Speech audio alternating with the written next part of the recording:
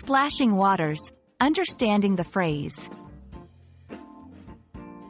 Hello everyone. Today, we're diving into the intriguing world of English phrases, focusing on splashing waters. This phrase paints a vivid picture with words, and we're going to explore its meaning, usage, and the imagery it evokes. So, let's make a splash into the depths of the English language. Splashing waters is a phrase that conjures up a vivid image of water being energetically disturbed, causing droplets to scatter and sound to be created. It's often used to describe a lively, dynamic scene involving water, like children playing in a pool, a waterfall, or raindrops hitting a window. This phrase isn't just about the physical action. It's also about the sensory experience, the sound, sight, and feeling of water in motion. In literature and everyday speech, splashing waters is rich in imagery and symbolism. It can symbolize freshness, renewal, or freedom. The sound of splashing water is often considered relaxing and therapeutic.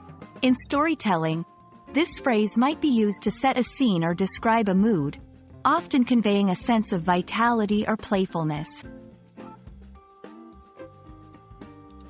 To grasp the usage better, let's look at some examples. 1. The children's laughter mingled with the splashing waters of the backyard pool. 2. Hiking near the river, we could hear the soothing sounds of splashing waters. 3. The artist's painting captured the splashing waters of the stormy sea, bringing the scene to life.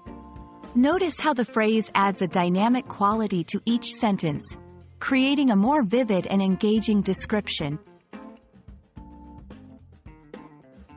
While splashing waters is specific, variations can be found in phrases like rippling waters or gushing waters. Each variation shifts the focus slightly.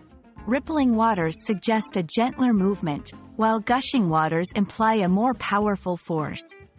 Understanding these nuances helps in appreciating the beauty and precision of the English language.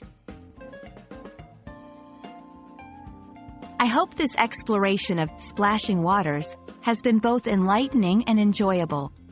This phrase is a wonderful example of how English can paint pictures and evoke emotions with just a few words. Remember, language is not just about communication. It's also about creativity and expression.